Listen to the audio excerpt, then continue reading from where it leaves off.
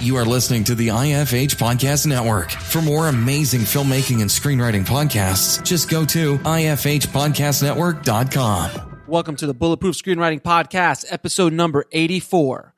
It's not about selling. It's about creating value for your audience. Jerry Aloka.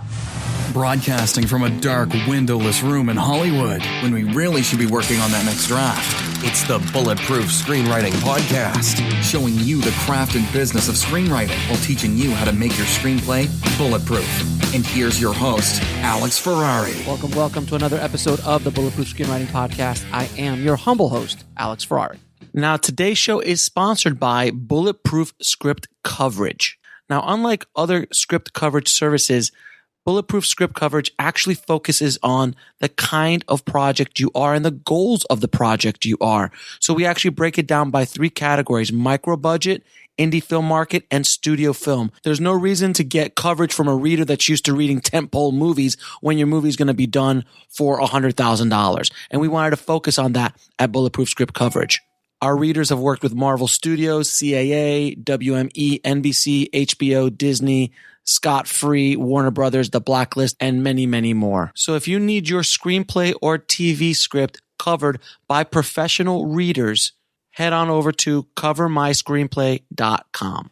And guys, I have a special treat for you. If you are interested in getting a 3-part video series on screenwriting and how to write blockbusters in Hollywood today by some Oscar winners, some multi-billion-dollar screenwriters, all you got to do is head over to bulletproofscreenwriting.tv/free video series.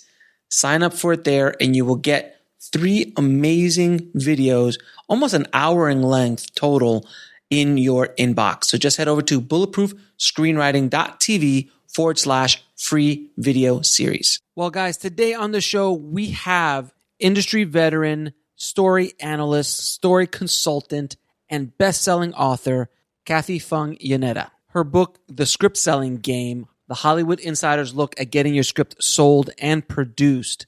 It is a bestseller and now in its 2nd edition. And I absolutely had a ball talking to Kathie. She was wonderful. Has so many great stories, so much great insight about how the industry runs, insider tips on how to get your screenplay seen and produced, and so much more. So without any further ado, please enjoy my conversation with Kathie Fong Yoneda. I'd like to welcome to the show Kathie Fong Yoneda. How are you, Kathie? I'm fine, thank you. How about you? I'm doing good, as good as we can be in this crazy upside-down world that we live in today. But thank you for being on the show. I wanted to bring you on because I loved your book, The Script Selling Game. And it is, I think, a part of the screenwriting conversation with screenwriters that's not talked about enough. I try to yell about it at the top of my lungs from the mountain. You need to understand the business side. You have to understand how the game is played. It's not all about plot and characters.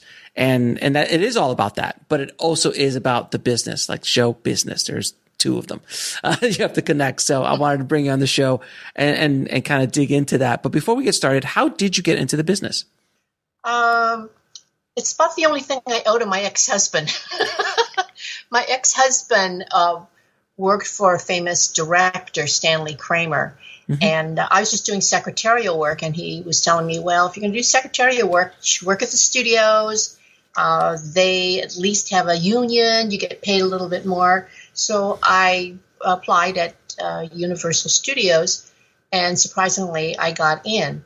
And it's kind of an interesting fact is that this is many, many years ago. I mean, we're talking about 1969. Okay. I've been in the industry for a long time. And what happened is that I got put into what they call the secretarial pool. Mm-hmm. And I was just doing my work, and one of the gals in the secretarial pool came up to me and she said, my friend was supposed to get that job.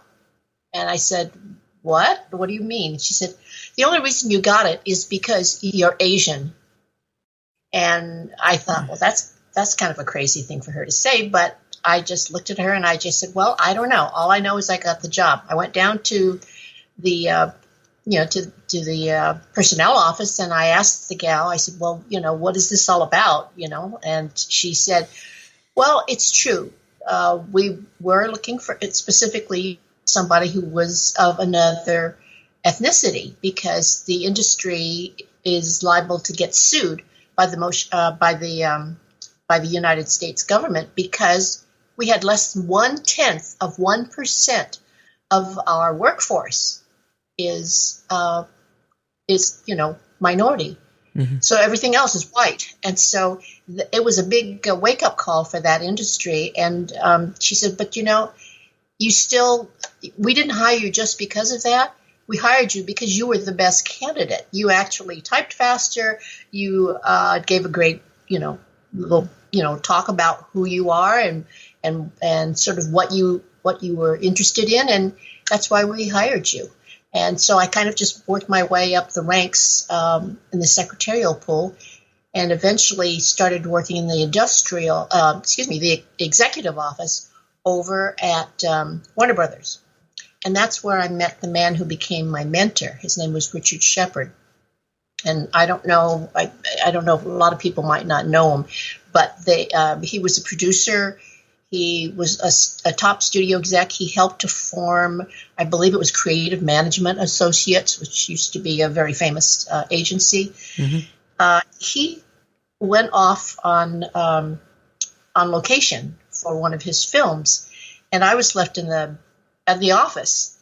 And so all these scripts kept coming in, and I was getting bored, so I started reading them.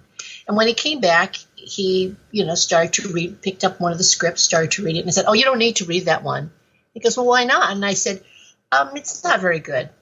And so he picked up another one. I said, "That one's even worse. You don't need to read it." And he looked at me and he said, "How many of these did you read?" And I said, "All of them." There were probably about 40 scripts. Mm. It was pretty boring when he was gone. Right. So he said, "Do me a favor." He said, "Could you just do a few lines telling me what it's about, and then do a paragraph on why you liked it or didn't like it." So I started doing that, and I found that it was just like doing book reports in a way. Pretty much. Only they had to do scripts. So that's how I got started. And he said, "You are really good at this. You're able to sort of get the essence of the story. And you must watch a lot of movies because you're able to determine whether it not works." And so he was my mentor. And what he started to do was involve me in some of his productions. So I became a production secretary. And I actually was the first Asian female, not only at Universal, but at Fox now. I was the first what they call production secretary to ever get a credit. And it was the credit was on Robin and Marianne. Wow. And then my boss moved over to become president over at MGM before it eventually disintegrated. But while I was going over there, he said, "Well, the good thing is, guess what? You get to have your own secretary. You'll be the number one secretary." And I said, "Well, I'm not so sure about that." And he said, "What do you mean?" And so I did my first deal. What I did was I said, "Well, I'm happy to go over to MGM with you, and I'll set up the office, and I'll hire somebody to be the other secretary. But after a couple of months, after she's gotten used to everything, I would like to have the opportunity to spend 30 days in the story department as a story analyst. Because in those days, in order to become a member of that guild, you had to work for 30 straight days. Mm-hmm. And then you had to go through, I guess it's sort of, I don't know. Like qualifications or something like that. Yeah, it's a series of qualification things that you had to do. And so I did it, and I was one of the few that actually got in right away on the first thing. I didn't have to take it over and over again. So I became a member of the Story Analysts Guild, and that's how I moved around from studio to studio. So let me ask you, how many scripts have you read in your career? I really should have counted them. When I started, I didn't really think about counting them, but tens of thousands. Yeah. I would say, because listen, I've been reading scripts since about 1973. Mm-hmm.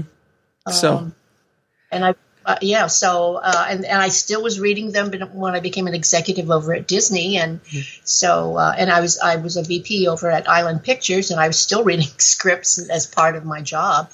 And I'm still reading scripts now because I'm helping a lot of the new writers out there to sort of get started.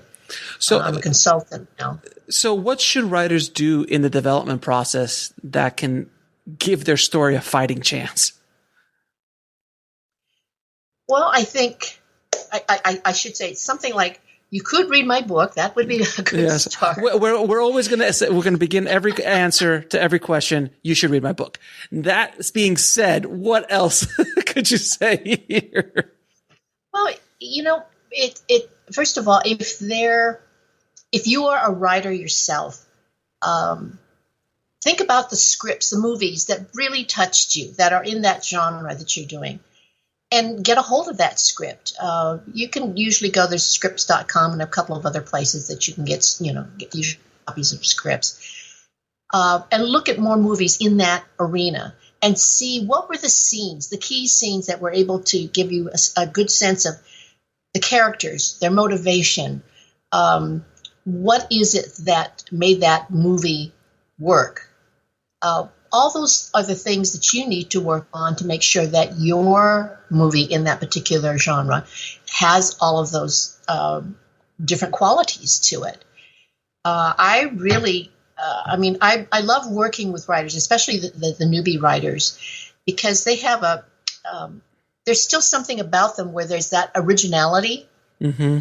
And I think they haven't been beaten up, exposed too much. They haven't been exposed too much to some of the realities that we face in the industry. It does become rather tough. I mean, when you become a paid screenwriter, yes, you will do a lot of writing and everything, but you also have a lot of other disappointments, and there's always knowing that there are other writers out there that are before you and behind you. It's one of those things. And moods change and genres change on what's popular. You've got to kind of keep up with that. But what's nice now is that there's streaming and there's web series and there's lots of other ways that I think writers can actually express themselves. I used to be on the board of the LA Web Fest many years ago. I think it was started back in 2009 or so. Mm-hmm. And it was just amazing because the idea of taking something and winnowing it down to just watching 3 or 4 minutes of it and having people come back the next week to watch the next chapter, the next chapter, the next chapter. It gave me such a wonderful way of saying, of being able to tell other writers, start off small. If you're unsure, start off small and go big.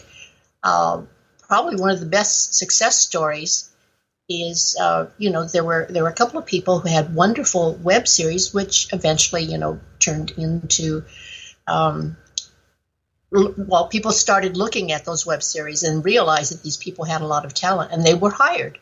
So that's one of the things that happened. And I think web series is another way of doing it, is, especially if you want to break into television, mm-hmm. you get used to being able to tell things succinctly. And you really have to develop those characters right away. And so I always tell people, if you have a television series idea, start off small. Start by doing something like a web series. And I mean, the world is changing so rapidly. And I mean, I can only imagine since 1973, how the world has changed in the film industry, how movies have changed, how everything has changed so dramatically. There is more than ever need for content because there's so many outlets out right now, and there's so many streaming services, and features in a lot of ways are not leading the pack anymore. It's more scripted television. And that's where a lot of these independent voices are going. And that's to be honest, is where a lot of the money is made. I mean, unless you're at the upper echelon in the studio system, you're doing Marvel movies or tentpole movies, and that's a different conversation. But generally speaking, television is where a writer can actually start making a living. Even a low budget streaming series, you'll be able to make some money as a writer. Which, if you're making any money as a writer, you're winning. Oh yes. But the one thing I again, when I said at the beginning of the show, is a lot of screenwriters just don't even think about the politics, the business side. What can screenwriters do to prepare themselves better for the business of screenwriting? We know that it's kind of like film school. Film school beats you up about the process of making a movie, but they don't teach you how to sell the movie. They don't teach you how to get a job in the industry. They don't teach you how to make any money. All they do is teach you the art. And the same thing goes with screenwriting. A lot of times, there's 1,000 books out there about, and 1,000 courses about how to write a screenplay. Very few about the business side of like how to actually make a living, how to sell your script. What can they do to better prepare themselves for the business side? Well, I think that what's difficult for a lot of writers is they would rather just have the words on paper do the talking for them. Mm-hmm. Learning how to pitch is really one of the more difficult things to get people to do. And it's being able to sort of boil down the heart of your story to let people know what your project is all about. And sometimes, people are so used to being able to say, well, and this scene, this happens. And then this, it's sort of like they start telling you the whole story, but they're not selling it. It's just like to whoever's listening to it, it's just a lot of words. You need to be able to very succinctly tell your story. And so pitching is one of those things that I found it just is one of those things you got to develop that as one of your talents.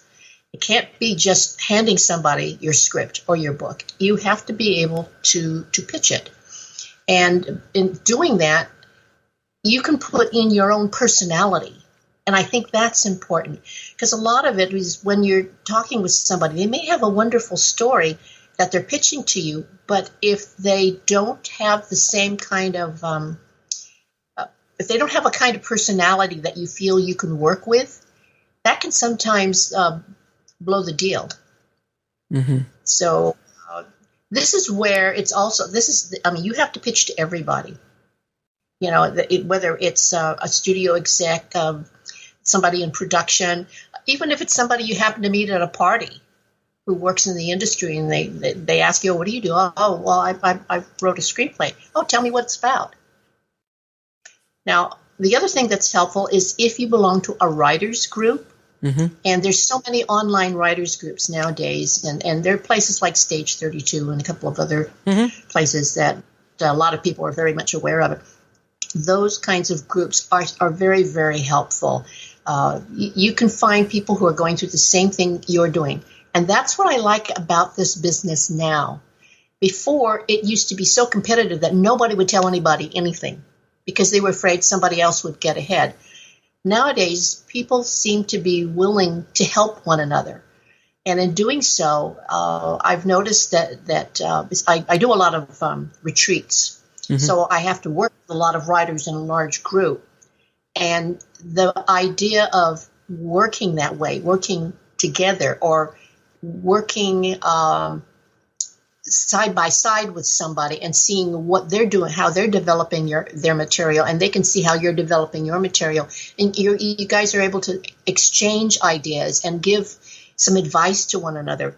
It builds up a friendship. Not only that, but if one person makes it, they're going to, if they hear about, oh, there's another job up and we need somebody else on staff, their friends are going to probably be the next one. They're going to be getting that phone call or email saying, hey, guess what? We need somebody else on staff. So those kinds of things that, they used to have more conferences. Now there's a lot more online ones now. And I think that helps. The small group online ones are kind of what's going on now because they used to have the ones where you would go to a hotel center or something, and you would have. And I used to be a member of a lot of those. I taught at a lot of them, but it was great because you were able to sometimes meet agents and producers and all that, but you were doing it with hundreds of other people. Mm-hmm. This way, at least online, you can start making your own contacts more directly. So I do think that joining some of those groups is really a step forward. Can you please tell the audience how important it is to build relationships in this business? That this business is so relationship based. I've said it on the show a bunch of times, and I will continue to say it because I want to hammer it into them that if you don't, you could be the next Sorkin mixed with Tarantino's love child. I mean, you could be the next best writer ever. And if you don't understand how to get to somebody, or at least build relationships to open those doors, you're going to be standing in the sidelines. Because I've even read, I haven't read nearly as many scripts as you, but even I've read scripts that I'm like, how is this not produced? This is an Oscar-winning story. This is well written by a really big writer, and it's not getting produced. So if these guys who have credits, who have relationships, who have amazing content, can't get their stuff done, what is the chance of a newbie writer having it? So it's to at least stack the chips, relationships. Would you agree? Well, I actually think now is actually a very good time for those of us who maybe don't have as many credits or who are just getting into the business, because there are a lot of companies that will no longer exist after this COVID experience. Oh, yeah. And so there's a lot of people then who are now branching off with people they've worked with to form smaller production companies or smaller entities. And that includes even agencies. There's still a lot. There's a lot of stuff going on. There is the Writers Guild, but then remember they did try to get rid of the Writers Guild, and that didn't work. And I think that people are realizing who your real friends are and who you can really work with and talk to during this pandemic. And I think that's what's going to help people to form some of the relationships that they need. And it's interesting, a lot of the people form things through film school. And I can't stress enough that even if you are not in college or in a film program at a university or something, talk to some of your friends. Do you have a friend that knows someone who does camera work, or somebody else who, look at other people outside of writers, because the more information that you have about the process of getting a movie or a television series made really can help you with your writing and with your relationship building. Do you recommend that writers team up with directors and producers at a small level to create a web series, let's say, that's low budget, so they can have something produced that they can have actors acting their lines, and it kind of might set them apart a little bit when going into one of these pitch meetings? They're like, oh yeah, I've produced, my scripts have been produced 4 or 5 times on these series. You could just go to Amazon, or you can watch it, better yet, on Netflix if you can get it to that point. But even on Amazon or some other place, it kind of sets you apart a little bit, and it kind of puts the power a little bit more in the writer's hands, as opposed to just always looking for someone to give them the opportunity or open that door for them. Well, to me, it also shows that you as an individual are not afraid to get out there, that you're so passionate about your work that you're willing to put yourself on the line. We cannot work. I don't think any of us can, if we just stand there and hold our hands out and expect somebody to shake it and say, yes, we're hiring you. You've got to prove that.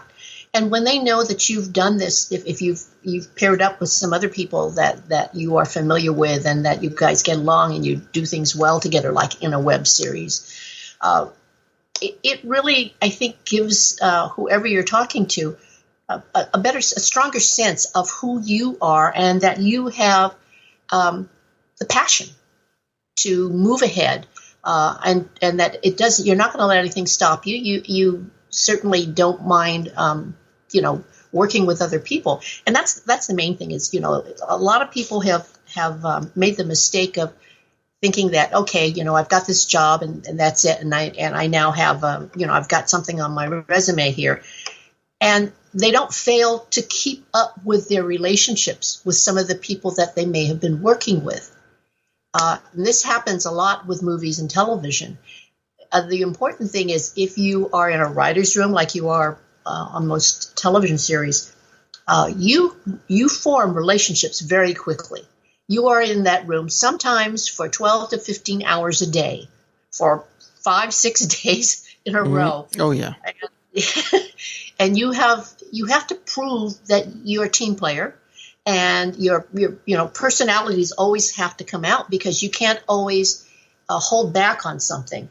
If you believe in something, I mean, your personality comes through. And if you work with people who have similar personalities or similar points of view, when they move, if they get say one of their scripts is bought for a television series, you better believe they're going to think about, oh yeah, all these writers that I've worked with, that I got along with, they're going to hire those people.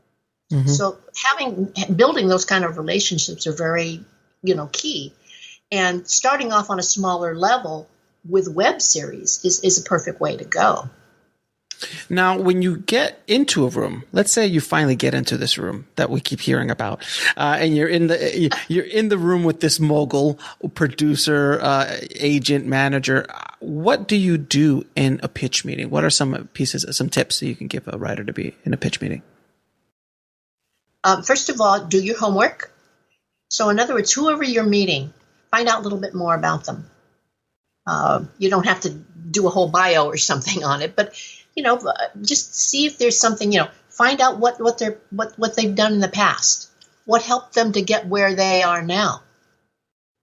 Maybe a producer might have been a creative exec at an agency, or at a studio, or maybe someone might have even been a reader or a story analyst somewhere.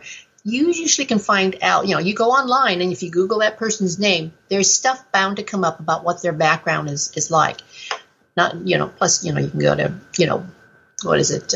some of the other websites. There's so many of them now out there, but go to some of those websites and check them out and see what was their background. You could have something in common like them. You could have gone to the same college, even though it was 10 years apart when they graduated. Or it could be that maybe they have sometimes you find out things like, oh yeah, and so is in this club. So maybe it's a literary club, or maybe it's flying airplanes club, or whatever. I mean, they have funny things that people will put in there about who people are and what do they do. And if you know someone else in the industry who happens to know them a little bit more, or have worked with them before, it doesn't hurt to just say, oh, so-and-so told me to say hi to you. I told them I was going to have a meeting, and they told me to say hi. That goes a long way, too. It does. You never know who might know someone. So don't be afraid to just talk to your writers group, or to to whoever it is that you kind of hang out with, and just say, I've got a meeting with Mr. X. And do you know anybody who knows them, or whatever? And just to find out if they know a little bit more about it. You have to have a certain amount of sincerity about things, though, too. Authenticity, right? Yeah, I've been in meetings where people have you could tell when they're trying too hard, and they're not being that they're not really kind of sincere about what they're I like to call it the stench of desperation. It's like it's a perfume that you wear. I wore it for many years, where if anybody came on set that even had a remote amount of power, you would just rush over to them and go, you'd be like that grip on set with the screenplay in his back pocket. Like, hey, when you get a chance, do you mind reading like, it was just this kind of like energy sucking thing. Like, what can you do for me? How can you help me? As opposed to the opposite, which was what I discovered later in my career, is how can I be of service to you? How can I help you? And that's a much more authentic way to build a relationship, and then you start working together. But you've got to start by offering what you can do as opposed to sucking. Would you agree? I'll agree. Very much agree. The other thing too is, nowadays a lot of colleges now do have film schools as part of their curriculum, and that's one of the things that if you can, even if it's just taking 2 or 3 classes and maybe not doing exactly a major in it, but if you, if you can, that's great. But if your dad's paying for your college degree and he wants you to get it in something like applied science or accounting, sure. Yeah, you could still take a few screenwriting classes, because if you graduated from that particular school and had taken some of those things, it's very easy to sort of find out a lot about the other people out there, whether they're agents, execs, producers, actors even. And by the way, actors nowadays, they're getting a lot smarter. They're forming their own production company. As they should. They should develop projects for themselves. Yeah, absolutely. Yeah. This whole concept of, and I think writers are going to start getting to that place. I don't know if they're there yet, but there are some that are doing it, where you as the creator in today's world, the old studio system where there's a gate and there's gatekeepers. If you want to play at the very high end, again, tentpoles, Marvel, Studio, Disney, these big giant corporations, you got to play that game. But you can still build something outside where those people or those outlets or many other outlets like Netflix, for God's sakes, or Hulu or these other companies will come looking for you if you build something else. So that's why actors, and I think with writers, can team up with production people and team up with actors. That's when it starts getting really interesting, as opposed to always waiting for the gatekeeper to open the gate and give you, crumbs to get in or something like that. It's because it's just a lot of people trying to get in. And that's what my personal journey was. I was trying to get into the party for the longest time. I snuck in a couple times, but the bouncers took me out later on. So I understood always trying to get into that Hollywood party till I finally decided to make my own party and started creating my own company and started developing my own projects. And then magically they start knocking on my door and asking me what I'm doing. And I was like, oh, so this is how you do it. Oh, okay. I get it. And then that desperation stench started to go away.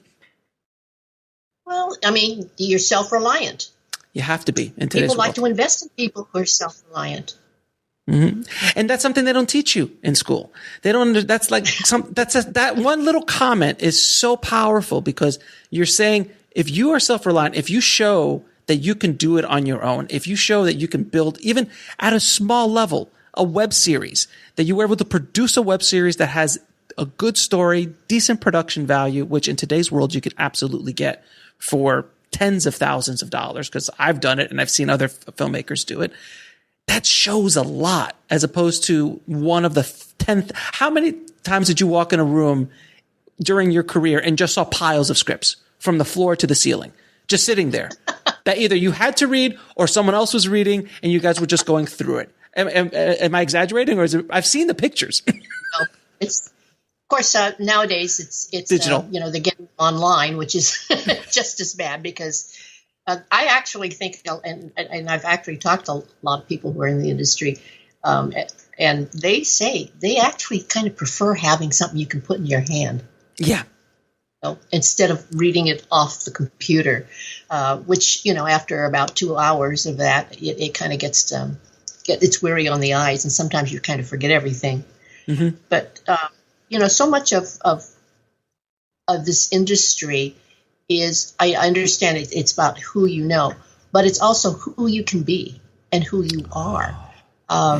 You've got to have some. I always tell this funny story. The guy who's on that television show, which is escaping my mind right now, but Randall, the one that does the thing about the Asians. Randall. Fresh Off the Boat. Yeah, Fresh Off the Boat. Yeah. Okay, because it's been off the air now for 2 seasons, but yeah. What he did, you probably have heard this story too, is that he was actually with a bunch of other his friends, and they wanted to kind of, get into the industry as writers, directors, and actors and all this.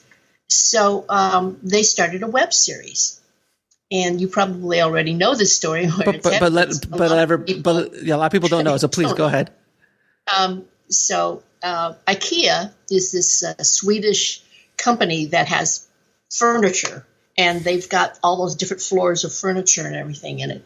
And Randall and his friends wanted to do a little short film, which is back in those days, it was just called a short film. It wasn't called a web series, but that's what it was. It ended up being that.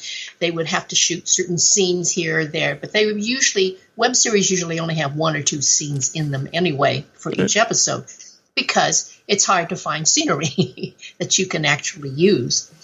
So if they all were kind of like, a couple of them, in fact, I think were roommates. And so they were sharing a single apartment. And so they didn't have much to work with. So they lived in Burbank. Some of them lived in Burbank, and they went over to the IKEA store and started filming some things at the IKEA store. First it would be in the kitchen, then it would be in the living room area, then it would be in the bedroom area. And finally, the night manager, actually, the one who was there from about 3:00 in the afternoon until it closed at 10, kind of noticed all of this thing. What's going on? They aren't just taking pictures of the furniture. These guys are actually, taking movies. So he asked them what they were doing, and they explained, "Look, we're really sorry about this.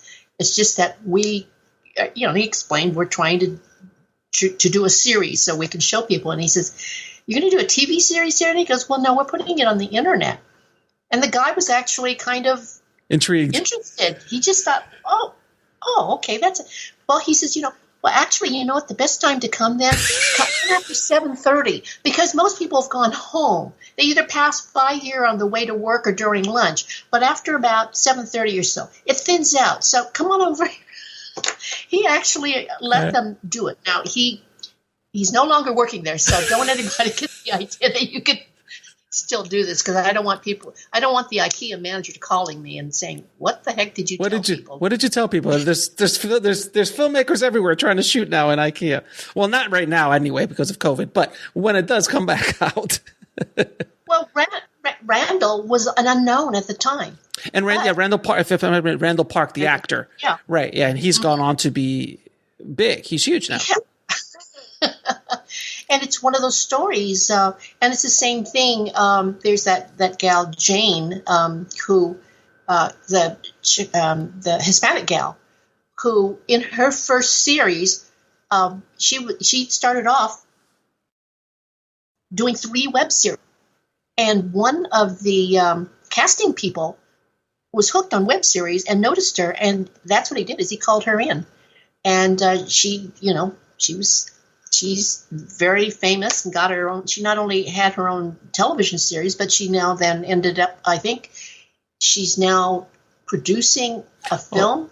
Yeah, you're talking about Gina Rodriguez from Jane the Virgin. Yeah, Gina. Funny enough, I actually worked on, I think, her first feature as I was the post-production guy, editor, colorist person on her first film. And she was a supporting cast member, and she stole the show. And I was like, wow, this girl's got something. And then a year or two later, she's like, oh, well, she's got her own TV show now. Oh, okay. She's exploded. Okay. That's how it works here in Hollywood. And she's got an Emmy. Yeah. Oh, she's an Emmy winner now. Season. Oh, yeah. Okay. So this is how that works. Okay, great. It's funny, being here in LA. It's a web series. A group of friends. Mm-hmm. They started with a group of friends saying, you know what? We got to do something to show that we are serious about being in this industry.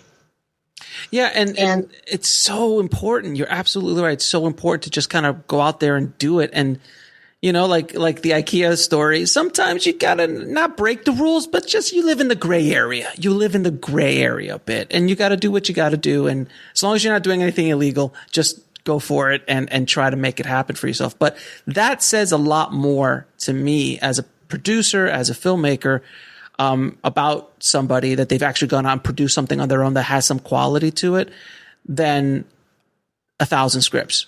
In a lot of times, I don't know if you agree with this or not, but a lot of times it's the best stuff doesn't always get produced.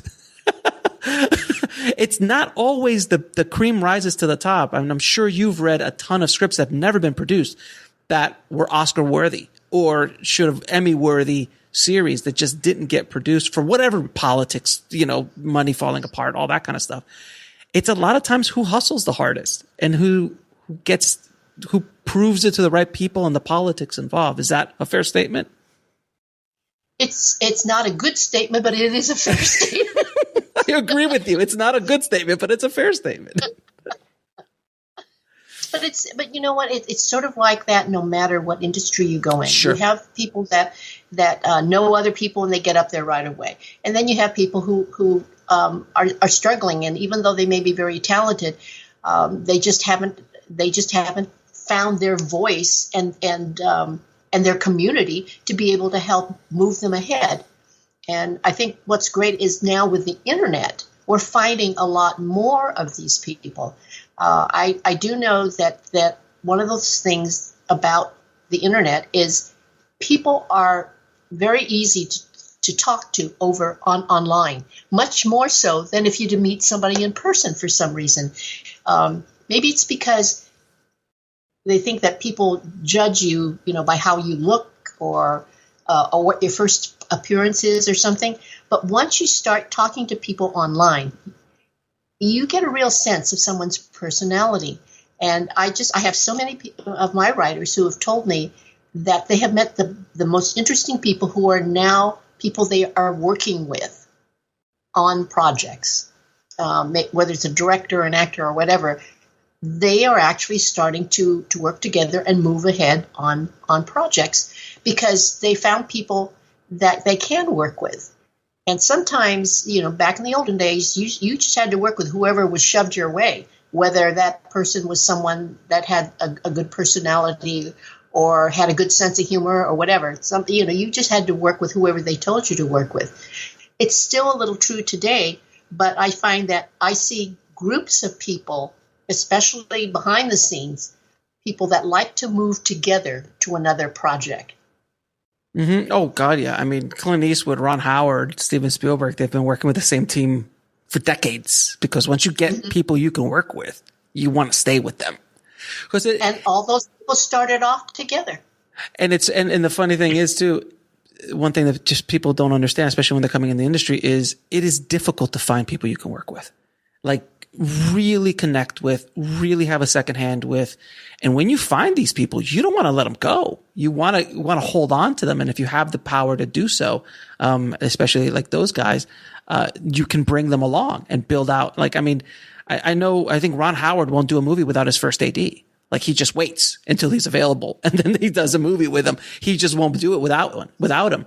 And same thing for DPs and art directors and production designers and all that kind of stuff. It's something that screenwriters need to understand as well. If you can build that group together, like you said earlier, if they get a job and they need to fill another seat or two in that writer's room, you're getting the first call. It's about that relationship, much more so than, at least I know I can hang with this person. He's talented. Talent is like that's the bare minimum. Like, we understand you're talented. You have to be talented. Then there's a lot of talented people. Now the next criteria is, can I sit in a room with you for 12 hours and not kill you? That's so much more valuable than having a super talented person. I would rather have someone who's a little less talented and I can actually work with than a super talented person who is impossible to work with. No, I have a very dear friend who's a writer and has been a writer for a long time. And she's told me, she said, she said she would rather rely on somebody on a writing staff because they know so much more about who she is and how she can react at any given time to any different situation. I mean, sometimes you're asked, okay, guess what? We're not going to do that script that you guys put together. We're going to instead you got to come up with a new one in the next 24 hours. I mean, if you can work with a group of people who are willing to step up to the plate and get things done, that means so much more. It's those kind of people that really, make her feel that she's got her worth and that she's got their back. If you can do that, It really helps. Now, what are some of the common reasons scripts are rejected in Hollywood? I'm sure there's a thousand reasons, but what are some of the common ones that you're just like, oh, geez, please, why? It usually has to do with the characters more. It's story too, but some stories are actually sort of things that we have seen before, but it's the characters that set it apart a little bit. And I think that's what people, sometimes they say, oh, I wrote this romantic comedy. And I'll ask, well, what's it like? And they'll say, oh, it's like, I don't know, whatever, any Audrey Hepburn one or something like that. And then I'll look at it and I'll thought, my God, it's almost like they're copying scene for scene, except that it's not set in Rome, it's set in someplace else. You've got to still have that spark of creativity to set it apart from everything else that we are reading. The average executive and the average agent probably reads, I'd say 20, 30 scripts a week minimum. Mm-hmm. If they finish all of it. Generally, isn't it true that's like you got 5 pages, 5 to 10 pages tops? You're lucky if you have an agent that actually will read 10 or 20 pages. Occasionally, they will do that. It's really a hard business, and there is just so much coming in the doors. I've been in this industry for so long, and I just remembered I was talking to somebody who just retired as an agent, and he basically said, on an average day at our agency, we would probably get something like 70 scripts a day. Some of them were, and a lot of them came from friends of friends, and some of them came from clients they already have, or from clients that are looking have had an agent but are looking for a new agent. Yeah, that's how many every single week, and they all have to read it and everything. It's just and the funny thing is that what you just said, though, they're all referred scripts. These aren't cold scripts that just come in from Joe Blow in the middle of the street somewhere. These are actual things that they have to read because they're either coming in, they're referred for a friend of a friend or something like that. Then add the thousands a day from unknown screenwriters who are trying to break in. If they even could get through the door. Yeah. It's a difficult thing, this industry, but the relationships that especially if you've gone to film school or at least taken 3 or 4 film classes, those relationships are what I think really can help you, because you guys have that common sense, you have that common background and foundation, and you guys know each other. You know whether you can work together or not. And that's just so vitally important. There are a lot of agents out there who told me, when I asked, how'd you get into this agency? Oh, well, so-and-so and I used to go to USC together or something like that. And so it was sort of like, it was more like because there was somebody they already knew. Sure. Or they're doing favors for somebody. That's the other thing. And it's fine if you want to do favors. I mean, I've actually had one writer that told me that she was a nanny for an actor for his kids. So, and he actually gave it to his agent to read. He did read part of it. He read the first 25 pages or so, and then he said, well, I don't have time to read the whole thing, but I do think it's a good start. I don't mind. I'll just give it to my agent. So he did. And that's how I got in to have her script read, and they did like it enough that they kept her on for a little while. But she now has kids of her own, and she's not in the industry. So what you're saying is we should become nannies. Is that's the way in? Is the nannies? Is that what I'm getting from that story? For her, at least, that it worked for that. I mean, she actually realized after a while. She was on staff on a television show for a while, and it was fine. But then she met her husband, and he just said, I have the kind of job that I have to be on call because he's a doctor, and so he said, we're either going to have to hire a nanny, or you're going to have to, right. Take care of the kids or whatever. And she was fine. She was at that point, felt comfortable enough that, okay, but she is now starting, now that her kids are older, she's now thinking about getting back into the business of writing. But then COVID hit, so I don't know what she's doing now. That slows down things a little bit. Now, I wanted to ask you, because this is a myth that is talked about so often, is that, and a lot of newbie screenwriters think this, all I need is an agent. All I need is an agent or a manager, and all my dreams are going to come true. They're going to put me out onto the street, and I'm going to get $1 million offers and things like that. Can you please debunk the whole all I need is an agent thing, and when a writer actually needs an agent? Can you answer that for us?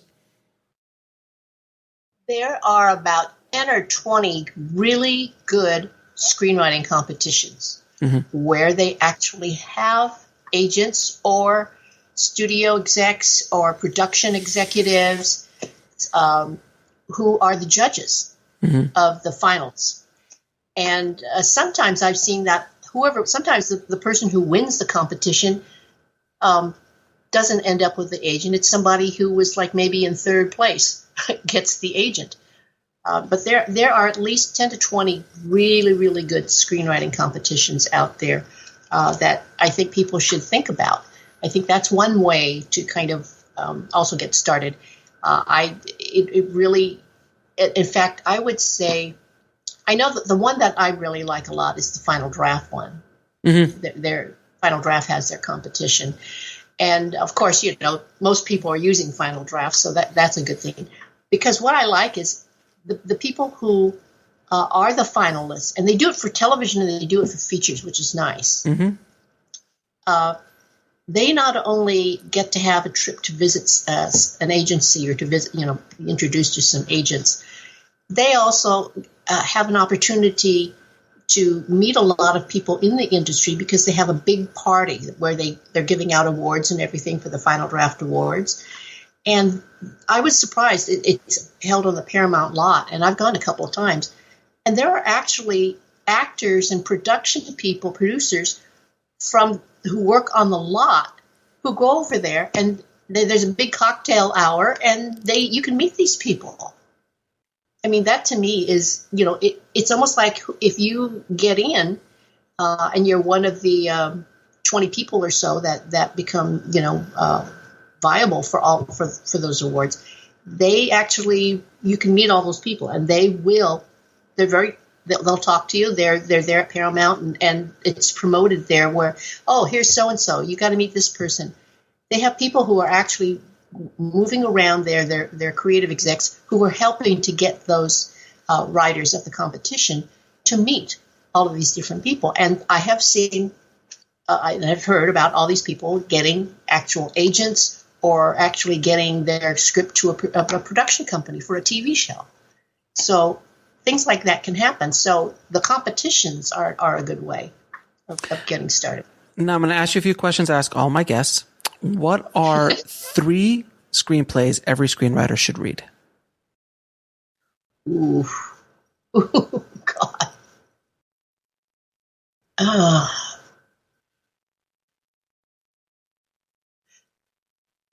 My absolute favorite screenplay ever where I read it, and I didn't want to change one word on it. It's Dog Day Afternoon. Yeah, it's an amazing script. It's an amazing script. Yeah.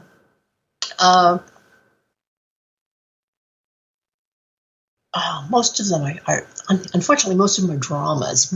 It's okay. It doesn't matter. Well, another one, too, that I absolutely love is Network. Yeah, that's been an answer on the show many times. Yeah. No, Network, it really, I think what it is, it's because what that guy says and he's screaming is how we've all of us have felt like that at some point. I hate to tell you, we all feel like that right now. We're going through some stuff right now. It's amazing how accurate that thing is even today. Let's see. God,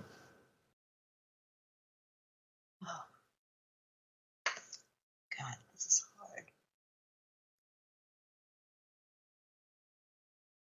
have to say, there's also some musical comedies. Sure. Go ahead. I love musicals too. So, I love Grease. Grease is fantastic. Even though they're high school students who are 35 years old. Other than that, other than the 35, I mean, literally Stockard Channing is, I think, 32 in Grease. So it's pretty insane. But it's an amazing film. It's an amazing film. Now, what advice would you give a screenwriter wanting to break into business today? Well, I think it's important, if you can, to try and figure out, who do I know somebody from college or who's in the same neighborhood or something that you live in. Are they writers? Where can you find another writer? And if you can actually even go online. There's a lot. That's what's nice about the internet. There are so many now online writing groups. Mm-hmm. In fact, I'm going to be done. I think in another week or two, I'm supposed to be doing a little Q&A for this writing group. Mm-hmm. And it's just, if you can get together with other writers, it gives you a sense of community. And I think when you have a sense of community, you then realize you are not alone. And back in the 80s and 90s, and a little bit in the beginning of the 2000s, people tended not to want to do that because they looked at each other as competitors. Right. Instead of as people that they can share things with. I think it's gotten a lot better, of course, in the last 10, 15 years. And so I would strongly suggest that if you can find a group, even if it's an online one, talk with people there. They oftentimes will have people that are in the industry who, are willing to come and, do a 1-hour talk on different aspects of writing. Mm-hmm. I think joining, and the other thing too is I would also like to let people know that it's not just for people who are writing screenplays. If you have a novel, because if you have noticed around Academy Award time, most of the movies, especially for dramas, usually came from a book. Correct. So if you have a literary group, that's also something, that you might want to get into, especially if, start off with that. A lot of the famous writers, that's what they did. They started off with a book, and then they suddenly realized, okay, wait a minute here, I can turn this and some of the other books I have into movies. And there's a lot. I love it nowadays because with the internet, they have more places now because everything is streaming. Yeah, absolutely. And where can people find you, your work, and your book? Okay. Here's my book, The Script Selling Game. Mm-hmm. You can go to mwp.com, and that's my publisher's website. And I think they're still doing it. They were giving a 25% discount if you bought their book through their website. So, you want to check that out. Let's see. And anybody looking for your consulting services? Well, I do consulting. I also do some workshops overseas, and I don't know how far your audience goes. Around the world. Around the world? Okay. Yes. Now, with the COVID thing, of course, everything in this year has been kind of kaput. But I already have next year lined up. I will be in Ischia Island of Italy, which is off the coast of Naples. Very difficult. Tough job. It's a very tough job, Kathie. Very tough. I'll be teaching at a Swedish film school. Teaching at a school in Estonia, another one in Cologne, and another one in Warsaw, and another one in Budapest. But also, I teach on Rocaberti for the Rocaberti Retreat virtual. Mm-hmm. They have a regular Rocaberti Retreat in France, but there's also a virtual one they have. They usually have it like once a month. I don't know if they're doing it in August or not, but I'm going to be teaching a segment of it in September. And if you just go to rocabertiretreat.com and click on Rocaberti Virtual, it's like a 5-hour mini retreat. There's 4 mentors, more in different areas. One might be somebody who's a manager, somebody else might be a writer, someone else might be a production person, and someone else might specialize in books or something. I mean, they have 4 different people who are the mentors. And it's a limited enrollment. I think there's maybe 30 people on an online thing. And each of us mentors have to give a 20-minute lecture. And then we also have to read a 2-page synopsis of a fair number of the writers who I will put that all in the show. I will put that all in the show notes. Kathie, thank you so much for taking the time out for coming on the show and dropping the knowledge bombs on the tribe today. So I appreciate that so much. Stay safe out there. I want to thank Kathie for coming on the show and really giving us an inside view of what it takes to sell your script in the Hollywood machine. And if you want to pick up her book, The Script Selling Game, The Hollywood Insider's Look at Getting Your Script Sold and Produced, and links to actually reach out to Kathie, head over to the show notes at bulletproofscreenwriting.com/084. And guys, if you haven't checked it out already, please check out our new screenwriting podcast, Inside the Screenwriter's Mind, which is the best interviews from all the podcasts in the IFH Podcast Network. If you want to check that out, head over to screenwritersmind.com. That's it for this episode, guys. Thank you so much for listening. As always, keep on writing no matter what. Stay safe out there, and I'll talk to you soon. Thanks for listening to the Bulletproof Screenwriting Podcast at bulletproofscreenwriting.tv.